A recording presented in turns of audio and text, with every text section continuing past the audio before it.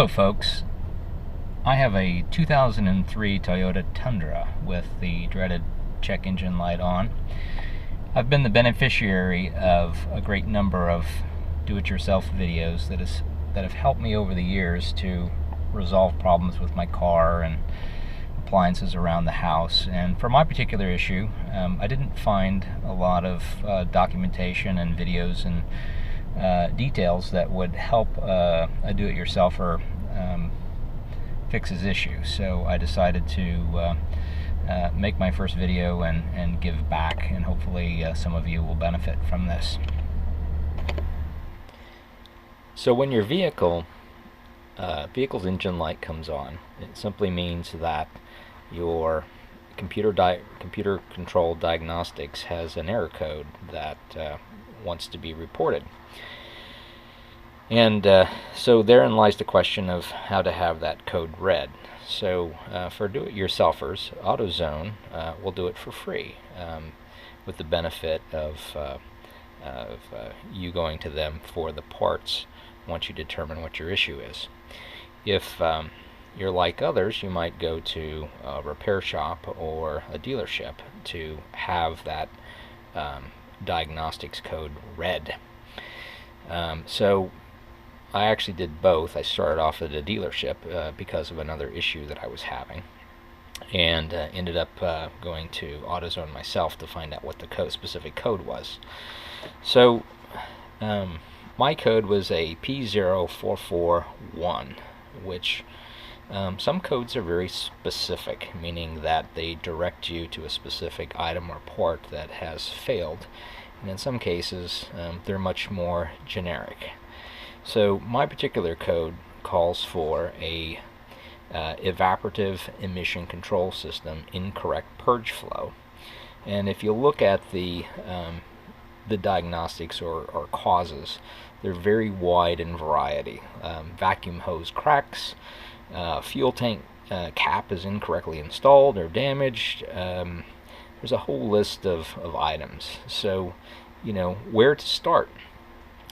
So what is an evaporative emission control system? Well, as your gas sloshes around in the gas tank, it produces vapors that are harmful to the environment. And so these emissions are actually drawn through this evaporative emission control system out of the gas tank through a charcoal canister and then burned in the engine. So if you do a little research on the web, you'll see that there are two main causes for this particular vehicle to have this error code. One is a gas cap, which is an inexpensive item that you can have replaced. The other is some sort of problem with your evaporative canister. So this is an evap canister. In my case, the dealership did a diagnostics, and they did what they call a smoke test, which is how they troubleshoot where a leak would be. They actually pressurize your system with smoke, and wherever the smoke emerges is how you find your problem. And that can be a hose, it can be this actual canister, it could be a valve, it could be numerous different things. So in my case, they claimed that this canister had a leak. It was checked 3 times, and in a smoke check, visibly you could see smoke emerging from a crack in the canister. So I wanted to show you the actual benefit that my local dealership was going to provide for me. I had a series of other issues unrelated with my vehicle. So for my benefit, they were going to greatly reduce the cost of this, which supposedly this part is $1,000 plus a couple $100 to install it. So typically you could expect to spend $1,200 to fix this item. In my case, it was going to be greatly reduced at the discounted rate of $697.87 plus tax, rounded to an even $700, which For $700, given the problems that I've had, I really wanted to pull this $1,000 gem out and have a look at it and really understand, am I getting $1,000 worth of value for the service and cost of replacing this. Really just a plastic canister that's very well made, and it is full of active charcoal, and it has 3 hoses that go to it. This is the main vacuum line that draws these emissions back to your engine to be burned, and these other 2 lines, they go to your gas tank. And they have valves on them. One valve is a vent valve, is actually part of the solid canister itself, and if it fails, it's you have to replace the whole canister. But as you can see, this other valve is actually a removable item, and that is the item that most likely fails on this unit. So before I get further into this video, let's talk about where is the evap canister at. Well, there's a lot of different informations and differing opinions out on the web, because they've, from a design perspective, have moved this over time. So for the Toyota Tundra in years 2002 and earlier, this evap canister was under the hood in the engine compartment, typically in the corner up against the firewall. Well, in 2003, they moved it, so it's underneath the vehicle. And so here's a diagram of how it is mounted, and this is the drive shaft, and this is the underside of the truck. And so there is a bracket that this mounts to, and this whole assembly mounts up against the bottom side of the truck, directly above the drive shaft and right next to the gas tank. So that's where you'll find it. And later in the video, I'll actually show the reassembly of this system, so that because I want to highlight a couple of the challenges. It was really pretty simple to remove.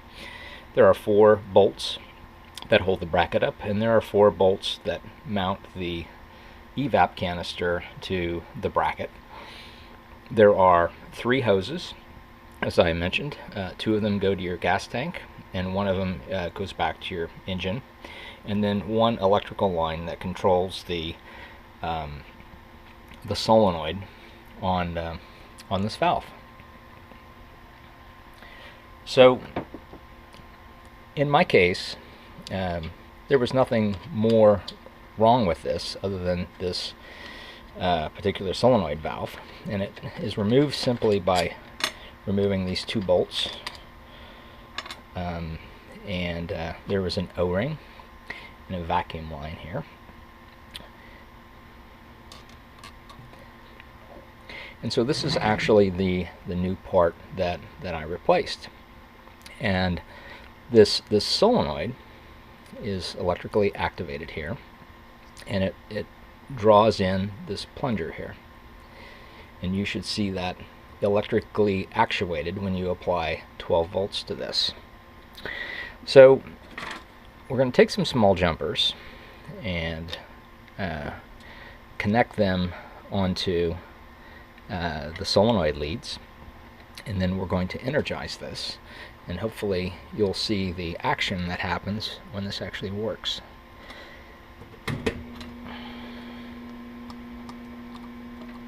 You see the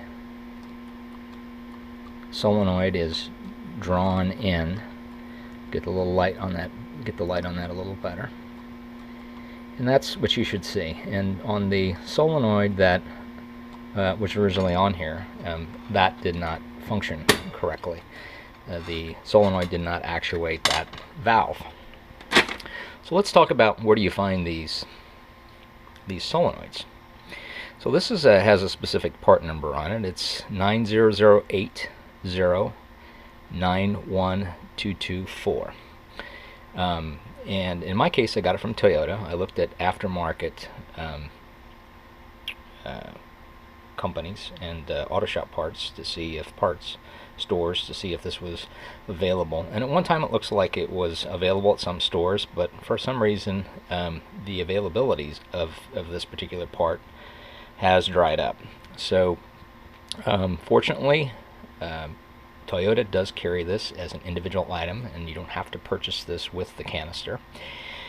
And I should mention that Toyota dealerships have the latitude to value their parts as they see fit, and if you call around you may see quite a bit of variation in the cost of this item. So in the few stores that I called around in locally in the Dallas Metroplex, the price ranged from $56 on the low end to $68 on the high end. So you can see percentage wise, depending on where you go to, you can find a lot of variation in this particular part.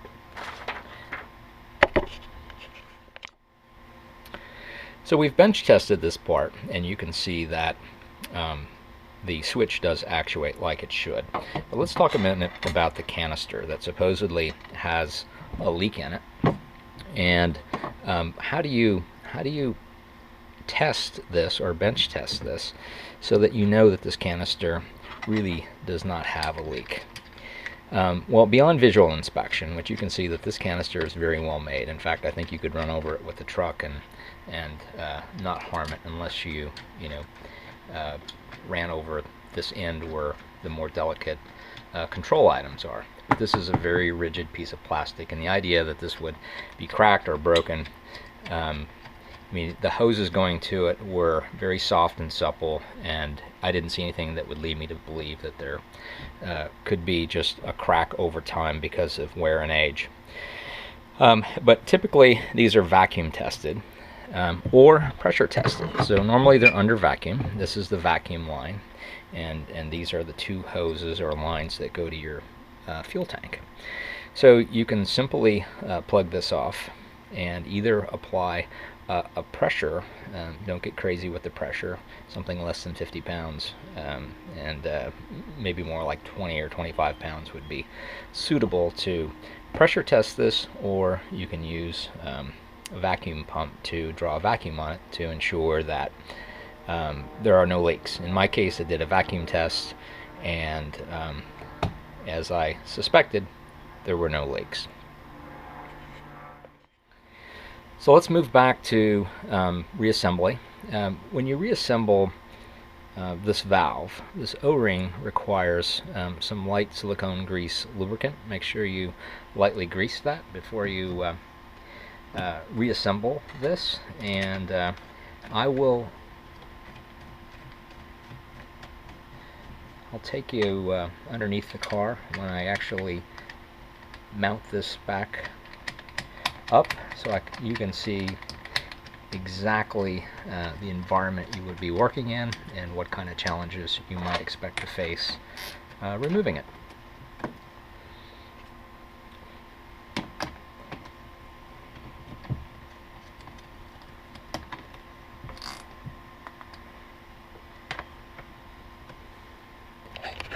Alright folks, so I wanted to show you under the vehicle what it really takes to assemble this back together. Anytime I take on a do-it-yourself project, I always these days balance the energy and effort that I'm going to expend for the reward that I get back. And you know, from my perspective, this is clearly one of these do-it-yourself projects that has a lot of upside benefit in terms of doing the labor yourself. So different from what the actual dealership explained to me. They explained that the gas tank had to be dropped in order to install this. Well, that's simply not the case at all, and a misnomer. This is the gas tank, here's the drive shaft, and here's the muffler. And so this whole unit sits right between here, and I'll show you how it goes together. It simply slides right back up in there, and we reattach our hoses. So let's install the the main evap hose. Let's install this.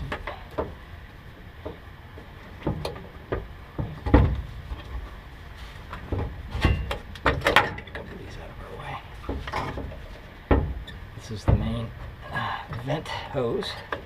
Just slides on very easy like. The evap hose is a slide on, and it has a sort of a custom clamp.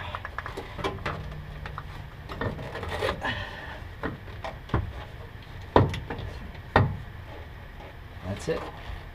That's on. And then this is the main hose, a vacuum hose that goes back to the engine.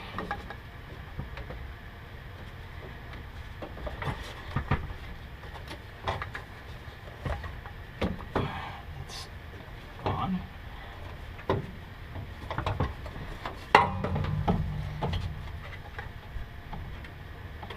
Make sure that you put the clamp back on it. Then lastly, the electrical line that controls the solenoid. Right here.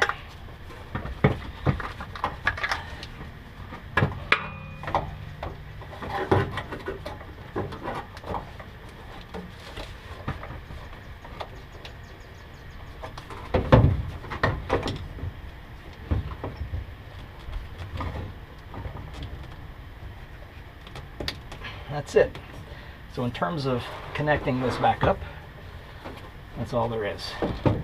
Nothing more, nothing less. And then we put our mounting bracket in place. We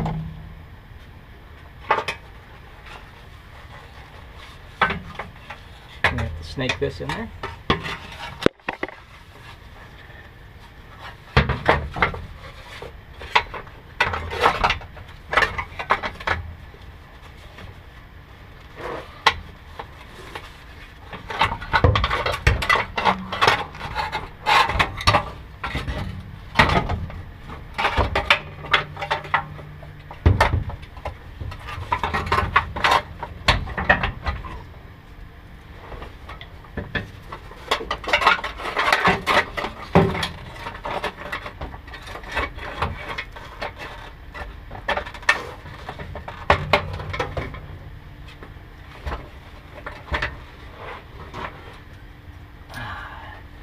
Let's put the bolts in. A bolt in to hold our bracket in place at each end. That way it'll support itself.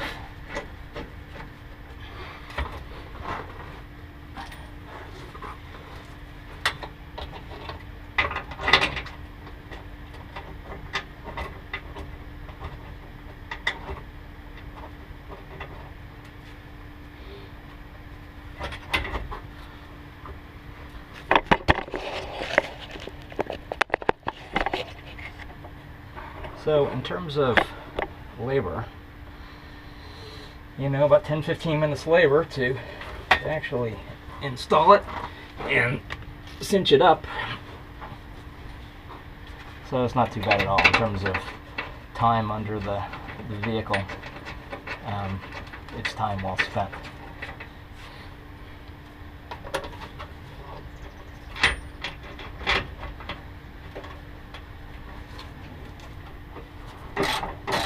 So, just in case you're wondering, everything is 12 millimeter. 12 millimeter socket is really all you need to do.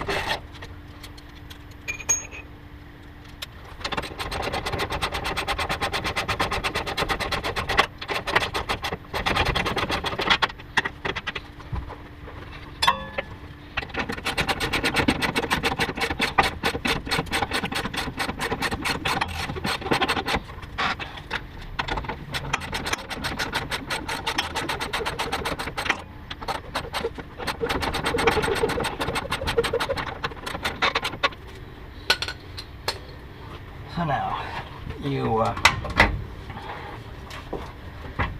the canister is kind of floating, and you simply need to align it to the holes in the bottom of the mounting bracket, like that.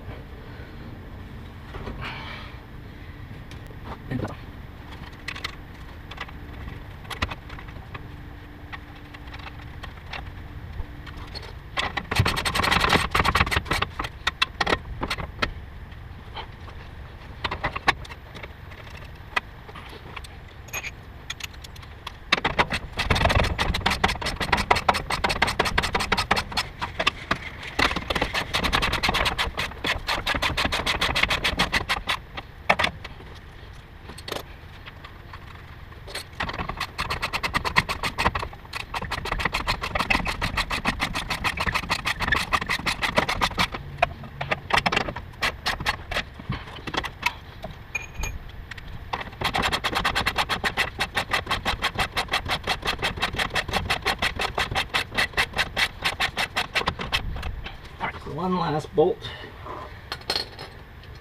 that goes up on top here to hold this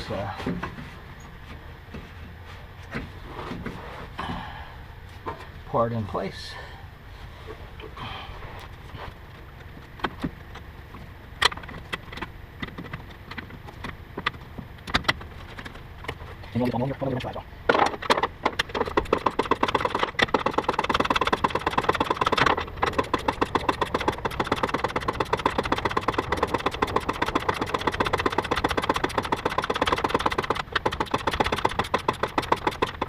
That's all she wrote. We have completely installed this. As you can see, it fits pretty nicely between the muffler and the gas tank, and it bolts up relatively easily. I don't know, what did we spend, 10-15 minutes putting this pipe together, and that's the extent of our repair. All that's left is to reset the code, and I'll show you a quick video on that, and we're done. Alright folks, we got one last item to take care of, and that's to reset the diagnostic code and the error code on the computer. And it's as simple as this. You remove your battery cable and count to about 15, give it 15 seconds, and then you put it back on, and that should reset the diagnostic code and that was thrown, and your check engine light should turn off. So it's that simple.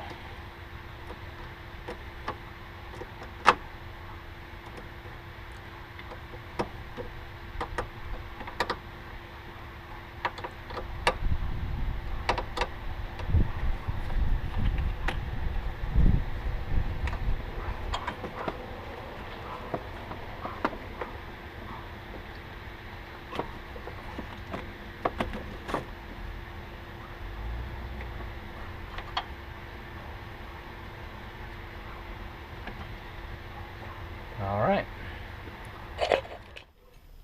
Okay, back to where we started. Everything went as planned.